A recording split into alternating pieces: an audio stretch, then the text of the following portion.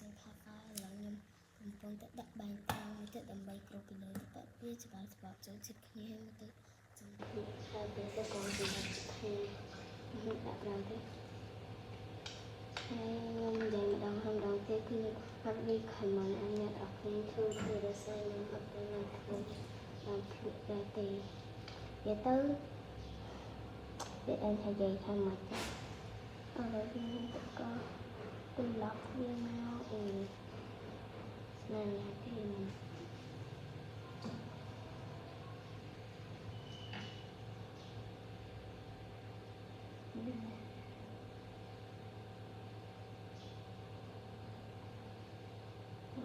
បកឲ្យពេលបកនឹងបកថ្នមដោយសារខ្ញុំធ្វើ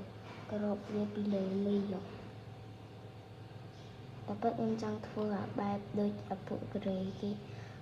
បត់ឲ្យគេបត់មីដាក់ចូលក្នុងនឹងគេកាត់ឲ្យគេបត់មីគេមិនកាត់ឲ្យគេបត់មីដាក់ចូលសបកបាយក្រាមឡើយខ្ញុំមិនបានធ្វើចឹងតិចខ្ញុំធ្វើបែបនេះវិញដល់ឥឡូវដល់ពេលញ៉ាំម្ដងហើយ finally let's go ខ្ញុំជូត screen ទូរស័ព្ទមួយសិនគេតោះឲ្យយើងដាក់ទៅមកគ្នាមកអូយអ្នកទាំងអស់គ្នាចាំខ្ញុំឲ្យមើលរូបរាងនេះអ្នកទាំងអស់គ្នារូបរាងរបស់យើងខ្ញុំមានដៃស្អាតទេណាយើងតែមានសាប៊ូមួយអីស្អាតណាមិនខ្ញុំហ៊ានប៉ះគេអ្នកទាំងអស់គ្នាបើយើងមកបើតាហៅអូយហើយយើងយកទៅដាក់កលទូរស័ព្ទខ្ញុំ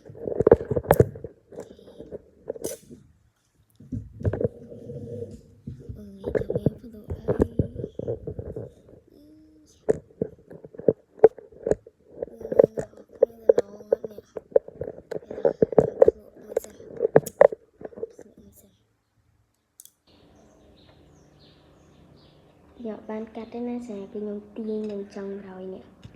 ខ្ញុំទាញនឹងចុងក្រោយវីតោះធ្វើអស់គ្នាមួយពី3ហ្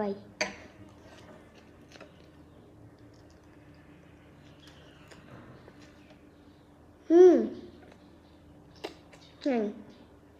ញ៉ាំមិនជាមួយនឹងរបបអញ្ចឹងគឺចាប់ជាតិចូលគ្នាឆ្ងាញ់ខ្លាំងចឹង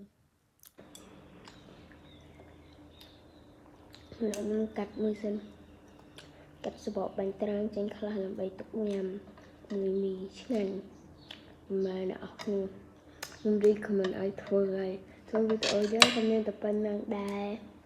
ជំរាបលាបាយអ្នកទាំងអស់គ្នាញ៉ាំអីសិនបាយ